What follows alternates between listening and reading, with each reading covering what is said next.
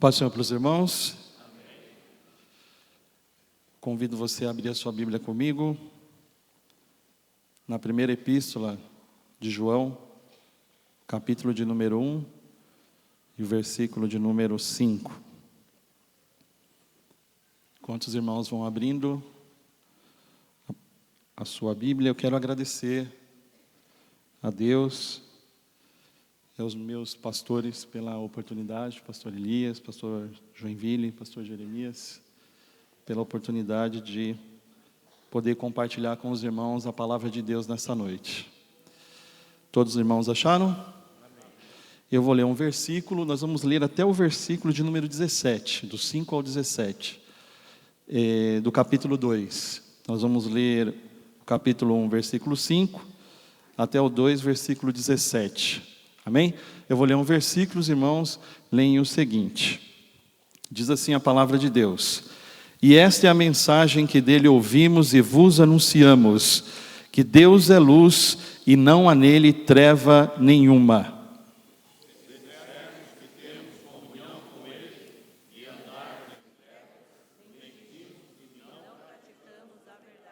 Mas se andarmos na luz como ele na luz está, temos comunhão uns com os outros, e o sangue de Jesus Cristo, seu Filho, nos purifica de todo o pecado.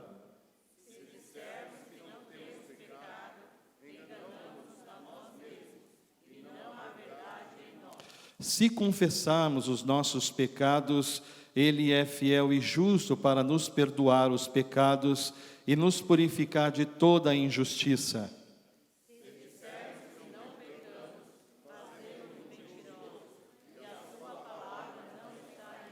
Meus filhinhos, estas coisas vos escrevo para que não pequeis, e se alguém pecar, temos um advogado para com o Pai, Jesus Cristo, o justo. Ele é a expiação pelos nossos pecados, e não somente pelos nossos, mas também pelos de todo mundo. E nisso sabemos que conhecemos, se guardamos os seus mandamentos.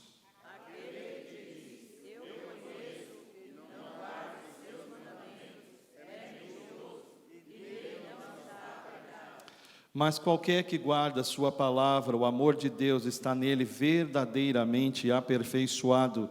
Nisto conhecemos que estamos nele. Aquele que diz que está nele, também deve andar como ele andou. Irmãos, não vos escrevo um mandamento novo, mas o mandamento antigo que desde o princípio tivestes. Este mandamento antigo é a palavra que desde o princípio ouvistes.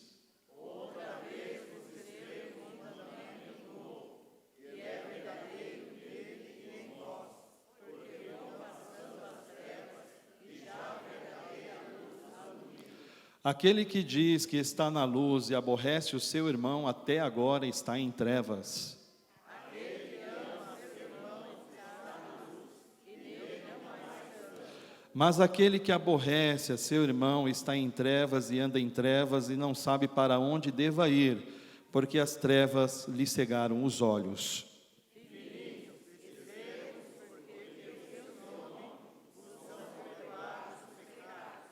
Pais, escrevo-vos porque conheceste aquele que é desde o princípio. Jovens, escrevo-vos porque venceste o maligno, e vos escrevi, filhos, porque conhecestes o Pai. Eu vos escrevi, pais, porque já conheceste aquele que é desde o princípio. Eu vos escrevi, jovens, porque sois fortes, e a palavra de Deus está em vós, e já venceste o maligno. Não ameis o mundo, nem o que no mundo há. Se alguém ama o mundo, o amor do Pai não está nele. Porque tudo que há no mundo, a concupiscência da carne, a concupiscência dos olhos e a soberba da vida, não é do Pai, mas do mundo. Vamos ler todos nós 17. E o mundo passa, e a sua concupiscência, mas aquele que faz a vontade de Deus permanece para sempre. Queria que você fechasse os teus olhos nesse momento. A palavra de Deus nos diz no Salmo 29 que a voz de Deus, ela é majestosa. A voz de Deus, ela é poderosa. A voz de Deus, ela quebra os cedros, dos cedros do Líbano. Senhor, nós te louvamos por estarmos aqui na tua presença, na tua casa. E nesse momento, ó Pai, nós vamos anunciar e falarmos da tua palavra, aquilo que o Senhor tem falado aos nossos corações. Que o Senhor possa falar com cada um de nós aqui esta noite, tratando conosco. É o que te pedimos, Senhor, em o nome de Jesus. Amém. Podemos assentar em nome de Jesus. Amados, Deus nos deu segurança e certeza de salvação em Cristo Jesus. Nós estamos hoje num domingo que é celebrado a Páscoa. O maior resultado, o principal resultado da morte e da ressurreição de Cristo foi a salvação que Ele nos deu. E o Senhor, Ele nos concede esta segurança, essa certeza de salvação.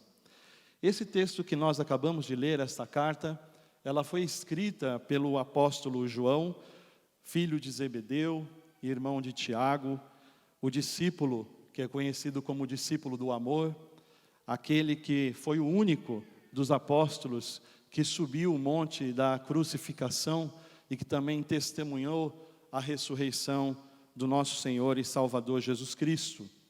Esse apóstolo, o apóstolo João, ele foi pastor na igreja de Éfeso e também foi exilado, como testemunha do Senhor Jesus Cristo ali na ilha de Pátimos pelo imperador Domiciano. Mas, muito provavelmente, ele tenha escrevido esta carta da cidade de Éfeso. E o que nós podemos observar nesta carta, que ela não foi endereçada diretamente a uma igreja específica, assim como Paulo escreveu, assim como até o próprio João escreveu ali no livro do Apocalipse, direcionando algumas igrejas. Por este fato, por isso, esta carta, ela é uma carta universal, ela é uma carta geral, ela é um tratado teológico, Esta carta, João escreveu no final do primeiro século, depois de ter escrito o Evangelho.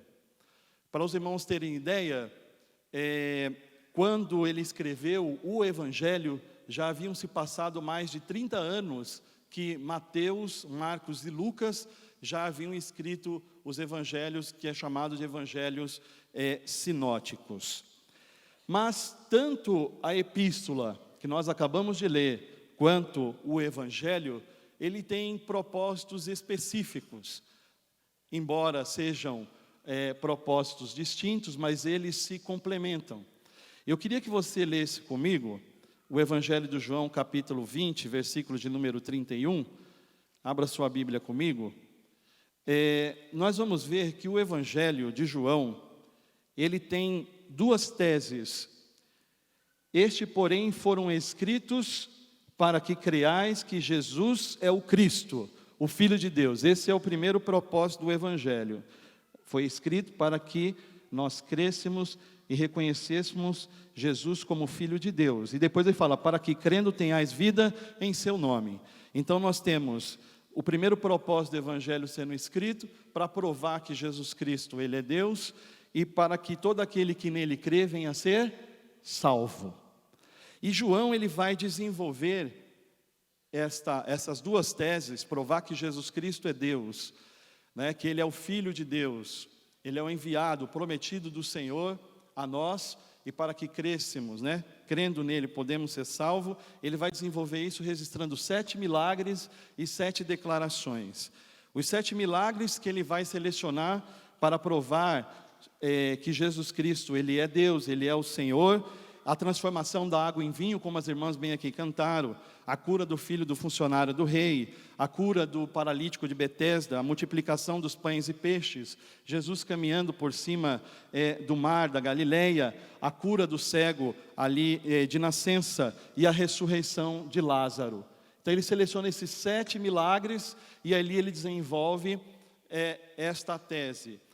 As 7 declarações que Jesus diz no Evangelho, para desenvolver isso, para que nós pudéssemos crer que Jesus Cristo, Ele é o Filho de Deus, e para que nós pudéssemos ser salvos, ele vai registrar no Evangelho 7 declarações do Eu Sou. O Eu Sou é o nome de Deus, que está registrado lá em Êxodo, capítulo 3, versículo de número 14. Eu sou, o Eu Sou. Então ele vai desenvolver isso: eu sou o pão da vida, eu sou a luz do mundo, eu sou a porta das ovelhas, eu sou o bom pastor, eu sou a ressurreição e a vida, eu sou o caminho, a verdade e a vida, e eu sou a videira verdadeira. Então, o Evangelho ele foi escrito para provar que Jesus Cristo, ele é Deus, e também para que todo aquele que nele crê venha a ser salvo. Agora, qual foi o propósito que ele escreveu a primeira epístola? Abra comigo a sua Bíblia, continua com ela aberta agora na epístola. No capítulo de número 5 da primeira epístola, o versículo de número 13, ele vai dizer assim: eu vos escrevi para que saibais que tendes a vida eterna, e para que creais no nome do Filho de Deus. Então veja, se o Evangelho ele foi escrito para você crer e ser salvo, a carta ela foi escrita para os salvos. A carta foi escrita para os salvos, para dizer que você tem certeza, para nos mostrar, para que você tenha certeza e segurança e garantia de salvação. Veja o verbo que nós lemos aqui: para que saibais que tendes. Ele não está dizendo que você tinha ou que você terá, ele está dizendo que você tem a salvação. Você é salvo em Cristo Jesus, o nosso Senhor. Você creu, você é salvo em Cristo Jesus. Então ele nos dá esta segurança, ele nos dá essa certeza de salvação.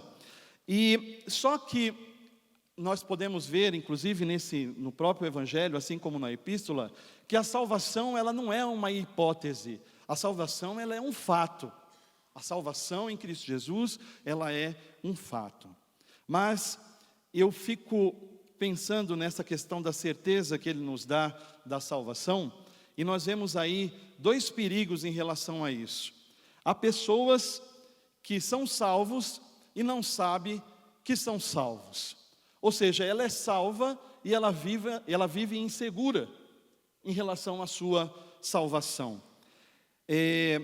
Ou seja, um crente que ele não tem certeza da sua salvação, ele vive em momentos de altos e baixos, é uma fraquejada, ou passou um momento difícil, ele já diz: eu já não vou para o céu, não sou filho de Deus mais, não é? Porém, essa certeza que ele nos dá também não é motivo para que nós venhamos a ter uma vida relaxada, ou venhamos a viver de qualquer maneira. E aí eu vejo também o segundo perigo em relação a isso: as pessoas que ela não ter a salvação e ela ter uma falsa certeza da salvação. Jesus ele vai falar no final do Sermão da Montanha, no capítulo 7, versículo 21, ele diz assim, que muitos naquele dia vão dizer: Senhor, Senhor, no teu nome nós não profetizamos, no teu nome nós não expulsamos demônios, no teu nome nós não fizemos maravilhas. E aí ele vai dizer da seguinte maneira: afastai-vos de mim, eu não vos conheço, afastai-vos de mim, vós que praticais a iniquidade.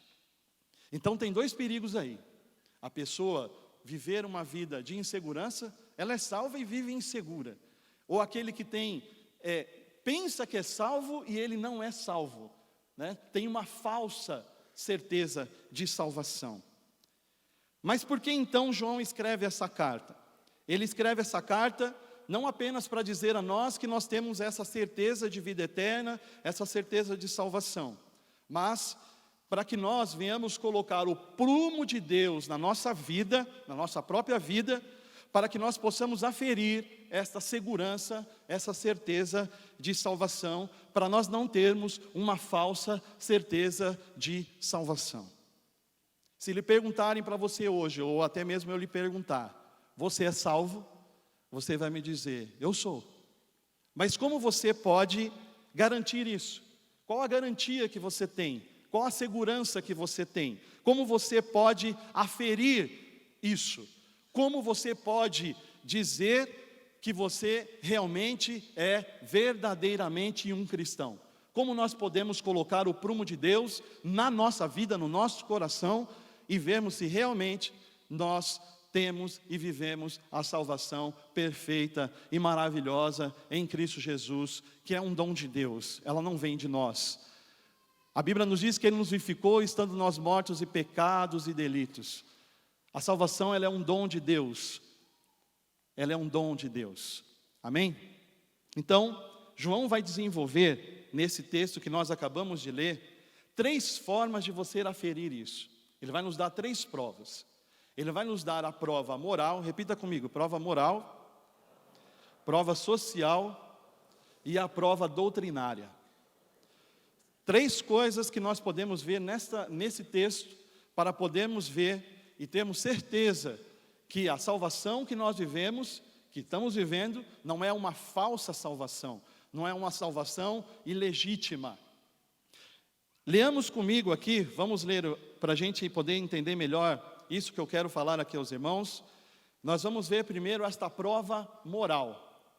A prova moral, ela se estabelece na obediência à palavra de Deus. Leia comigo aí 1 João, que nós lemos 2, versículo de número 4. Ele diz assim: aquele que diz, eu o conheço, e não guarda os seus mandamentos, é mentiroso, e nele não está a verdade. Aquele que diz, eu o conheço, e não guarda os seus mandamentos, é mentiroso, e nele não há verdade. João, ele vai trabalhar isso por meio, em todo o seu texto, em todos os seus textos, ele sempre vai trabalhar a questão da dualidade. Deus, o diabo, luz e trevas, o pecado, a santidade, né? Verdadeiro, mentiroso, amor e ódio, salvo, perdido. Veja comigo os versículos iniciais que nós lemos. Ele vai começar falando sobre a natureza de Deus, que é de onde nós temos que partir. E esta é a mensagem que dele ouvimos e vos anunciamos, que Deus é luz, e nele não há treva nenhuma. Aqui a natureza de Deus, ela é exposta, nesse versículo. Deus, ela é luz, e nele não há treva nenhuma. Não há pecado em Deus. Deus, ele é santo. O principal atributo de Deus é a sua santidade. Ele é santo na manifestação plena do seu ser. O amor de Deus é santo. A justiça de Deus é santa. A ira de Deus é santa. Bendito seja o nome do Senhor. A salvação do Senhor é santa. Tudo é santo. Os anjos declaram uns aos outros dizendo: santo, santo, santo é o Senhor dos exércitos. Esse é o principal atributo de Deus. Depois nós vamos seguir aqui os versículos. Ele vai dizer 3 momentos: se dissermos, se dissermos e se dissermos. O versículo 6 vai dizer: se dissermos que temos comunhão com Ele e andamos em trevas, mentimos e não praticamos a verdade. Aqui, nesses próximos versículos, nós vamos ver que a natureza do homem aqui, ela é declarada. A natureza do homem, ela é declarada. Não dá para você dizer que você tem comunhão com Deus e você anda em trevas. Você está mentindo e você não está na luz. Porque Deus é luz. E é verdade, irmãos, que sempre nós procuramos passar para as pessoas uma imagem melhor para as pessoas, daquilo que realmente nós somos. Se realmente as pessoas conhecêssemos quem nós somos, será que elas andariam conosco? Veja, acabamos colocando uma máscara de santidade, e eu fico aqui preocupado lendo esse texto, quando eu li esse texto, porque nós vamos ver 3 formas que o pecado ele tenta fazer. Ele tenta enganar os outros, ele tenta enganar a nós mesmos, e ele tenta enganar inclusive até a Deus. Veja o que o texto vai dizer o próximo, enganando a si mesmo, versículo 8. Se dissermos que não temos pecado, enganamos a nós mesmos e não há verdade em nós. O que eu vejo aqui, o pior engano é o auto-engano. Uma pessoa que ela não tem discernimento, que ela é pecadora, que ela tem pecados. Pecado é qualquer atividade em forma de pensamento, palavras ou ação contrária à palavra ou à vontade de Deus. Eu fico vendo, irmãos, as pessoas que mais confessam os seus pecados são aquelas que estão mais próximas de Deus. Porque quanto mais nós estamos próximo da luz, que é Deus, mais nós enxergamos a sujeira do nosso pecado. Mas nós percebemos o quanto nós necessitamos do perdão de Deus. Mas nós necessitamos do amor do Senhor. Mas nós precisamos da sua graça. Tanto que Tiago, ele diz, chegai-vos a Deus e Ele chegará a vós. Se você não se angustia com o seu pecado, você não está na luz, você está em trevas. E Isaías, nós temos um exemplo disso, profeta. Ele disse, quando morreu o rei Uzias, eu vi o Senhor assentado sobre um alto e sublime trono, em cujo seu séquito enchia todo o templo. Irmãos, a santidade de Deus, ela age aqui nesta noite. Eu sinto a presença de Deus e a sua santidade e a sua glória enchendo esse lugar. Você sabe o que Isaías disse? Ele disse, ai de mim, Senhor, que estou perecendo, porque os meus olhos viram o Rei, o Senhor. Quanto mais próximo nós somos de Deus, nós conseguimos perceber a miséria do nosso pecado. E mais precisamos de Deus. Se você não se angustia, se você não sente esse pesar no seu coração, aqui João está dando uma prova, e uma prova moral, que você não está andando na luz, mas sim está andando nas trevas. Se dissermos que não temos pecado, enganamos a nós mesmos, e não há verdade em nós. E aí veja que o pecado também, ele vai tentar enganar até Deus. Veja o versículo de número 10. Se dissermos que não pecamos, fazemos-lo mentiroso e a sua palavra não está em nós. Imagina, se dissermos que não temos pecado, nós estamos dizendo que Deus errou no diagnóstico. Que nós não precisamos de salvação. Veja, dizemos que Deus, ele é mentiroso. Olha só a tentativa do pecado, enganar a nós mesmos, enganar os outros, enganar até a Deus. Mas como a gente resolve isso? Veja o versículo de número 9. Aqui a natureza da comunhão com Deus e com o homem, ela é estabelecida. Veja o versículo 9. Se confessarmos os nossos pecados, Ele é fiel e justo para nos perdoar os pecados e nos purificar de toda injustiça. A palavra confessar aqui é a palavra no grego homologel, que vem da palavra portuguesa homologar. E o que significa homologar? Eu concordo com. Eu concordo, Deus, que eu sou pecador. Eu concordo, Deus, que eu errei. Eu concordo, Deus, que eu não fui santo, que eu não fui fiel. Isto é homologar, isto é confessar.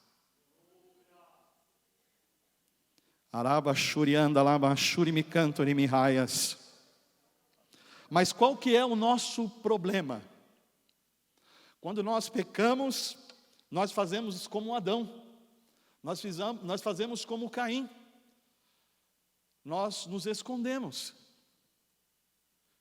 Mas se nós concordarmos, mas se nós confessarmos os nossos pecados, Ele é fiel e justo para nos perdoar.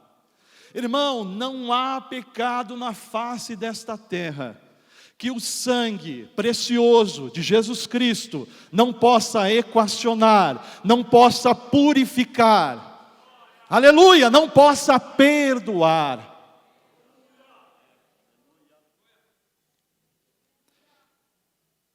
Esta comunhão ela é estabelecida com Deus e ela é estabelecida também com os irmãos.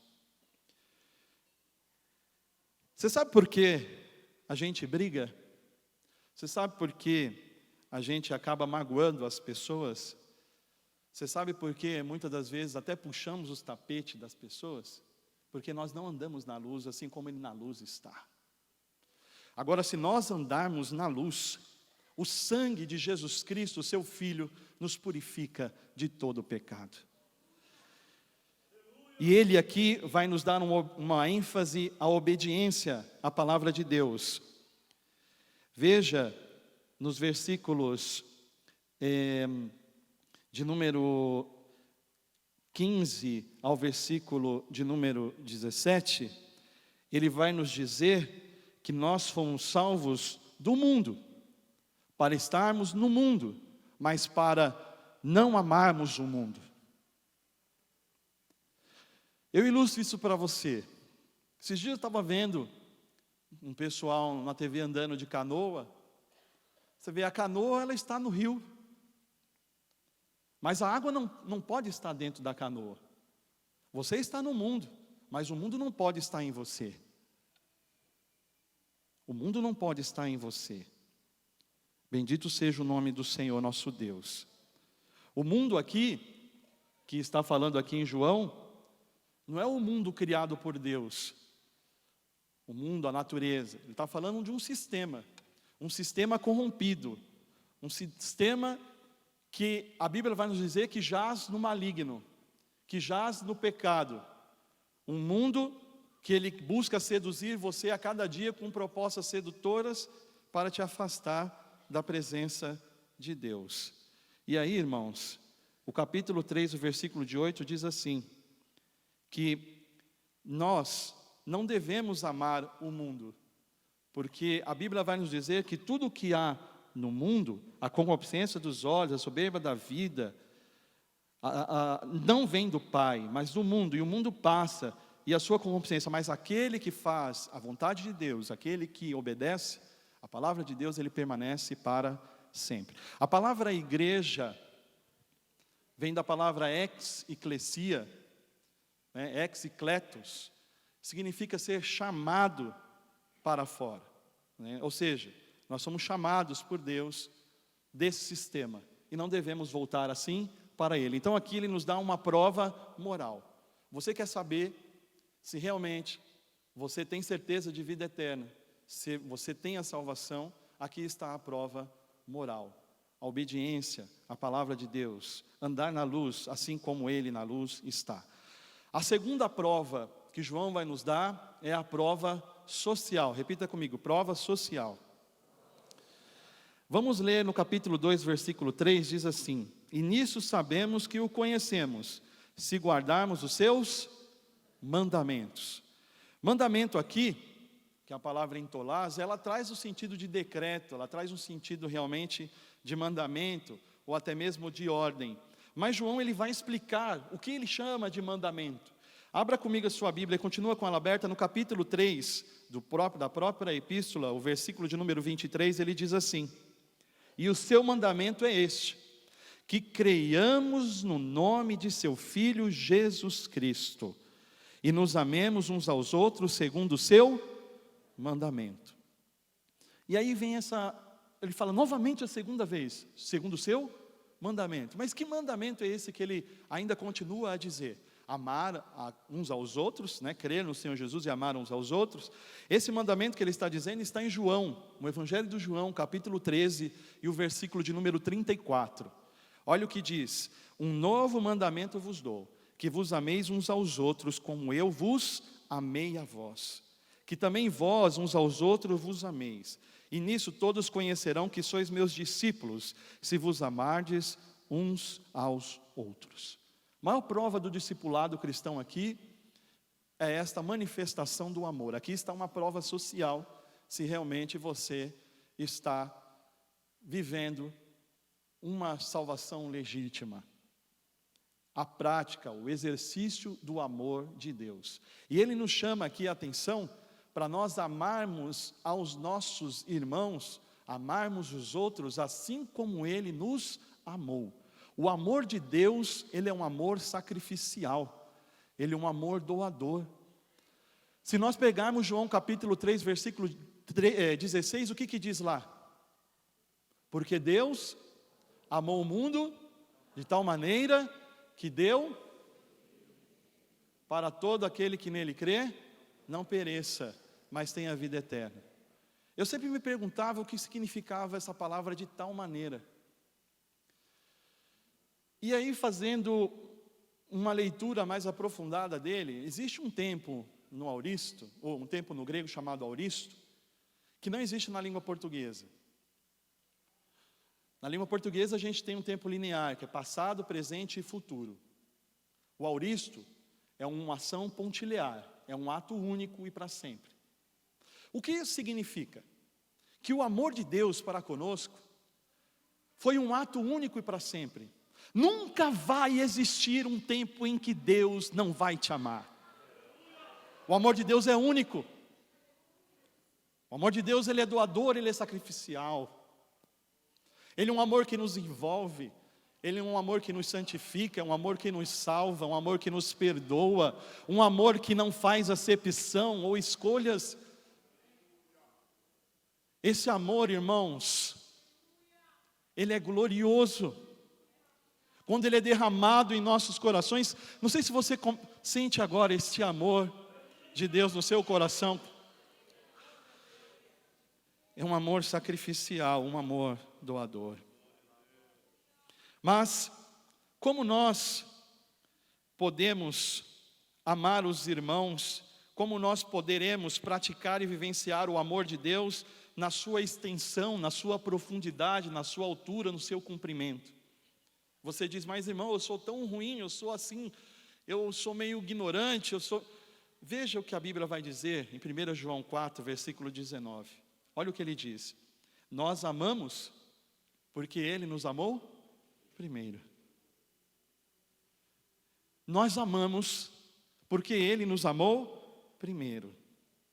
Então o Espírito de Deus, Ele comunica a nós esta graça do amor de Deus para que nós possamos perceber os outros. E aí João vai desenvolver essa questão dessa prova social em 3 versículos. Em 1 João 2, versículo de número 9, ele diz assim: aquele que diz que está na luz aborrece seu irmão até agora está em trevas. A palavra aborrecer aí é missel. Missel significa detestar, odiar, aborrecer.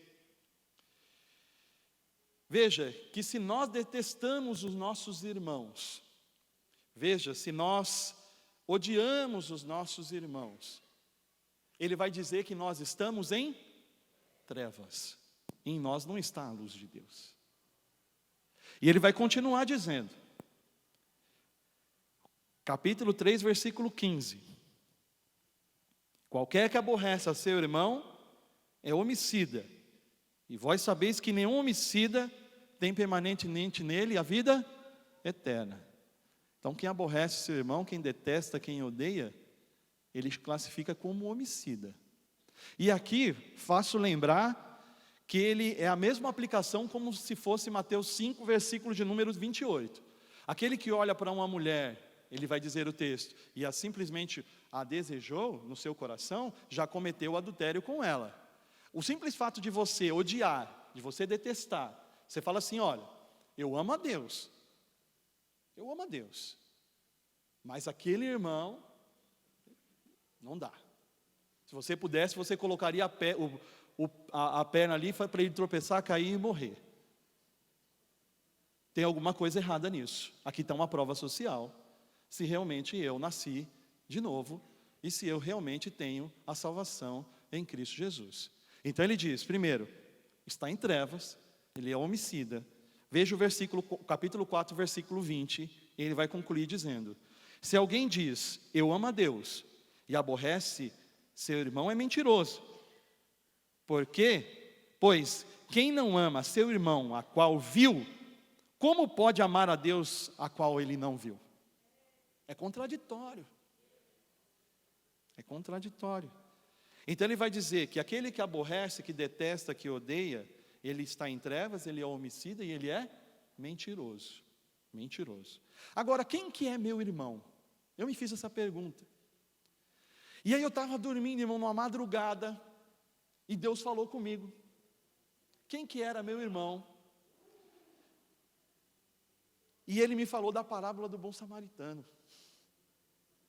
A palavra irmão, aqui é adelphos. O sentido literal é irmão. Mas também traz o sentido figurado de próximo, do compatriota.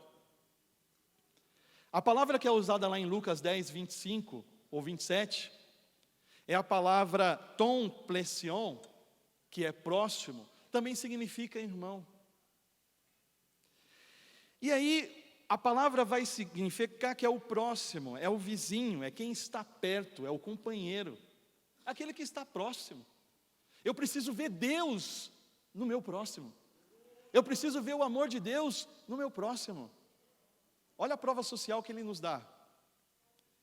E aí, irmãos, eu faço questão de ler com você, rapidamente, a parábola do bom samaritano, de 10 a 25, eu vou pontuar aqui, para nós não tomarmos tempo, mas a parábola vai dizer, o início aqui do texto, alguns doutores da lei chegaram perguntando para Jesus quem que era o próximo, e como ele faria para herdar a vida eterna. Olha como está tudo ali ligado, como herdar a vida eterna. E aí a pessoa vai responder, amar a Deus, né? Amar a Deus, amar ao Senhor teu Deus de todo o teu coração, de toda a tua alma, de todas as tuas forças, de todo o teu entendimento, versículo 27, e ao teu próximo como a ti mesmo. Havia uma discussão entre eles, quem que era o próximo. E aí Jesus vai contar para eles essa parábola, porque eles não ficaram contentes com a resposta dele. E aí ele vai dizer que um homem descia de Jerusalém para Jericó. Esse homem, ele não diz a nacionalidade dele. Coloque na sua mente agora, visualize, esse homem é você. Esse homem é você. E aí diz que vieram salteadores, roubaram, espancaram este homem e deixaram ele quase como morto. Como que nós vivíamos, irmãos, antes de conhecermos a Deus? Estávamos mortos em pecados e delitos.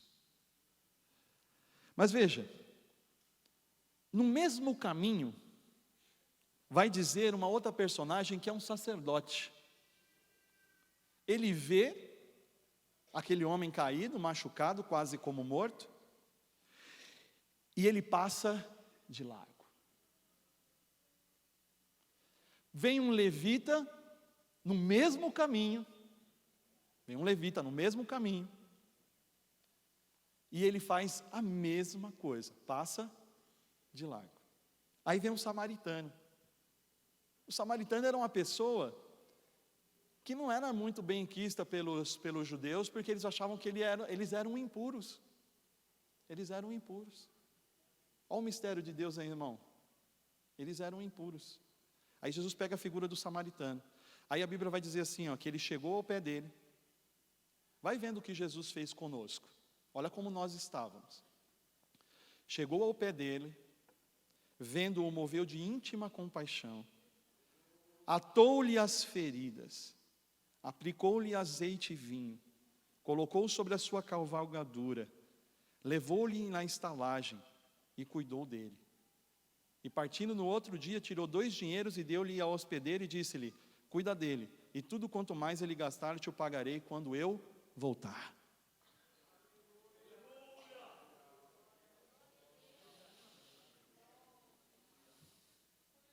Como é que você se relaciona com seu irmão? O versículo de número 7 vai nos dizer, amados, amemos uns aos outros, porque Deus é amor. E qualquer que ama é nascido de Deus e conhece a Deus. Aquele que não ama não conhece a Deus, porque Deus, Ele é amor. Aqui está uma prova social.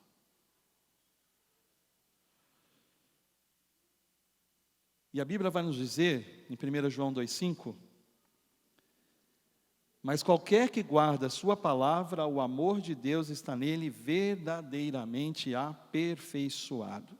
Nisso conhecemos que nós estamos nele. Você quer saber se está nele? O amor de Deus está aperfeiçoado em seu coração.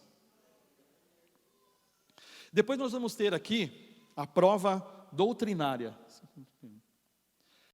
A prova doutrinária.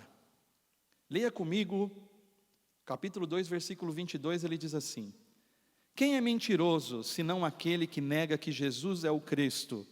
É o anticristo, esse mesmo que nega o Pai e o Filho. O que ele está querendo dizer aqui, né? Qualquer que nega o Filho, vai dizer o 23, também não tem o Pai, e aquele que confessa o Filho, tem também o Pai. O que ele está dizendo aqui é claro. Ninguém pode ser salvo se ele nega o Cristo. Ou seja, não há salvação fora de Cristo. Não há salvação fora de Cristo, né? Não há salvação. É mentiroso aquele que nega que Jesus, Ele é o Cristo. E é interessante aqui porque Cristo não é nome, Cristo é título. Cristo é aquilo que Ele representa, o ungido de Deus, o enviado, o Deus encarnado que se fez carne para a nossa própria salvação. Então, a pergunta aqui é: em quem você tem crido para a sua salvação? Você crê em Jesus, aquele que nasceu em Belém, que cresceu em Nazaré, que foi morto e crucificado na cruz e ao terceiro dia ele ressuscitou? Nós vamos ver que o muçulmano, ele vai dizer que Alá é a sua salvação. O espírita, o kardecista vai dizer na encarnação. O que é católico, apostólico, romano, vai dizer que a sua salvação está em Maria. Mas não há salvação fora de Cristo Jesus. Eu sou o caminho, eu sou a verdade e eu sou a vida. E eu queria fazer uma oração com você nesse momento. O que nós podemos ver aqui nesse texto que nós vemos hoje? Que Deus nos dá certeza e segurança de salvação. Quando eu creio que Jesus, Ele é o Filho de Deus, quando eu amo o meu próximo como a mim mesmo, e quando eu obedeço a sua palavra. Nós temos aí uma prova moral, uma prova social e uma prova doutrinária. Se sua vida está neste prumo, tenha certeza e convicção da sua salvação, que Deus te deu, e ela é um presente. E eu queria orar com você nesse momento. Pode ficar sentado onde você está. Senhor, nós te louvamos pela tua palavra que é poderosa. Senhor, abençoa cada um dos teus filhos que aqui estão, que a tua palavra possa trazer consolo, alegria, certeza de salvação a cada um dos teus filhos que aqui estão, e não possam viver enganado, mas possa viver seguro, certo, que o Senhor nos deu uma salvação, uma eterna salvação em Cristo Jesus. Nós te agradecemos pela tua morte, nós te agradecemos pelo teu amor, nós te agradecemos por estar em ti e viver em ti. Senhor, nós te louvamos e te agradecemos em nome de Jesus.